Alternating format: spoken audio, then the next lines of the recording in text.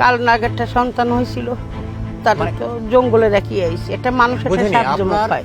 আপনার সন্তান হয়েছিল কালনাগ। হ্যাঁ, এটা কিভাবে সম্ভব? মানে সাপ হয়েছিল? হ্যাঁ সাপ হয়েছিল। কত আগের ঘটনা এটা? বাংলাদেশ স্বাধীনের 1-2 বছর পরে। মানে 73, 72, 73। পরে ওই সময় আপনার একটা সন্তান হয়েছিল, ছেলে সন্তান। হুম। সেটা ছেলে কি মেয়ে তখন তো বুঝতে পারেননি?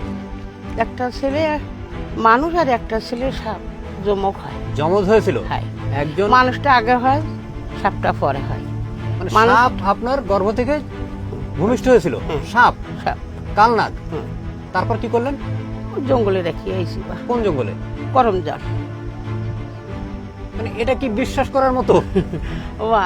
ও তো আদেশ নেই তো, তো একটা ভক্ত ছেলে আমার সাংবাদিক অনেক রিকোয়েস্ট করার পরে ওরে নিয়ে গেছিলাম। আচ্ছা, সে সাপ কি জীবিত ছিল তখন? এখনো জীবিত আছে সে জঙ্গলে। তো অনেক অনেক বড় হয়েছে, অনেক। আপনার সাথে কি আর দেখা হয়েছে? দেখা আজ প্রায় বছর 3 মতন যায়নি, অর্থের অভাবে। মানে আপনি গেলে কি কোথায় তার আছে? দেখা পান? হ্যাঁ হ্যাঁ, কিভাবে সম্ভব এটা? ওই সেই জায়গায় থাকতো, করমজল কোথায়? জঙ্গলের ভিতরে? জঙ্গলের ভিতরে। তা আপনি কিভাবে তাকে ডাকেন? আগে যে ডাকতে হতো দেবদাস বলে। দেবদাস বলে? তারপর তারপর এখন আর ডাকা লাগতো না, 3 বছর আগের কথা। সে তো এখনো সাপ। সাপ মানে কত বড় হয়েছে? প্রচন্ড বড়, প্রচন্ড। কোন অনেক। জাতের সাপ বললেন? কালনাগ। কালনাগ। তার মানে গায়ে ওই যে কালো কোনো- সাদা যে। না, একদম কুচকুচি কালো, মাথায় 2 পদ্ম। বহু এলাকার লোকজন জানে আমি কালনাগের মা। এখন আমার কালনাগের মা বলে সম্বোধন করে অনেক, যারা দেখাশুনো করে। আচ্ছা, আপনি সুন্দরবন 3 বছর আগে গিয়েছেন করমজলে, তখনও দেখা পেয়েছেন। এখনো যদি যান দেখা পাবেন? তা বলতে পারবো না, এইটি বলতে পারবো। আর যদি দেখা পান, ধরেন আমরা যদি সাথে যাই, তাহলে কি আমরা কি দেখতে পাবো? তা সেটাও বলতে পারবো না। মানে আপনার সাথে কি আর কেউ গিয়েছে? আর কেউ দেখতে পেরেছে? ওই একটা সাংবাদিক ছেলে গেছিল।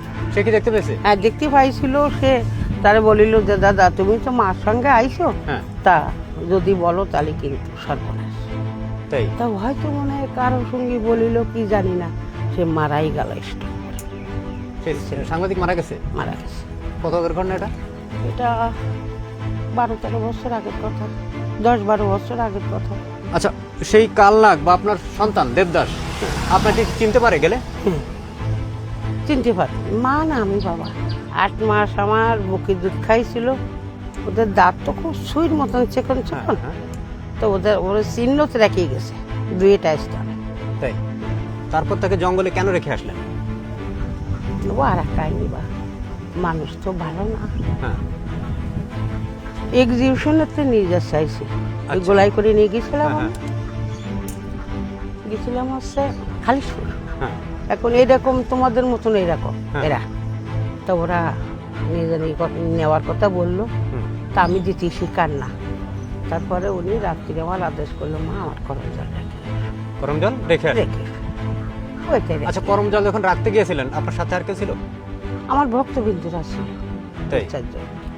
ছোট ছোট তাদের বাচ্চা কি ছিল কেউ যে- বেঁচে আছে? তারা কি কেউ মানে সাক্ষী দিতে পারবে? ধরেন এই ঘটনা অনেকে বিশ্বাস করবে না, আমি আপনাকে মানে ফ্র্যাঙ্কলি বলি, তাহলে তারা কি সাক্ষী দিতে পারবে যে আপনি রেখে আসছিলেন? না, তা মেলাদিন তো সে অনেকদিন আগের কথা যাইটাই নিয়ে। তাদের 2 মেয়ে গেছিল, আর একটা ছোটটা ছেলে নৌকো বেয়ে নিয়ে গেছিল আমার ওপার, করমজলের ওপার, ওই মোংলার থেকে। তা ওরা কনে কতদিন কি দেখি, এটা মানে মেলাদিন তাদের সঙ্গে আচ্ছা, যোগাযোগ ধরেন যে না। আপনার যে আরেকজন সন্তান আছে, যার জমজ যিনি হয়েছে, মারা গেছিল 1 সপ্তাহ পরে উনি।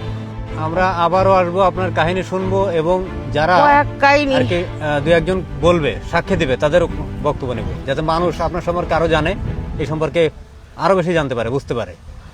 তাহলে আমার ওই টাইম দিতে আছে। হ্যাঁ, আমি আপনাকে বলে কয়ে আসবো।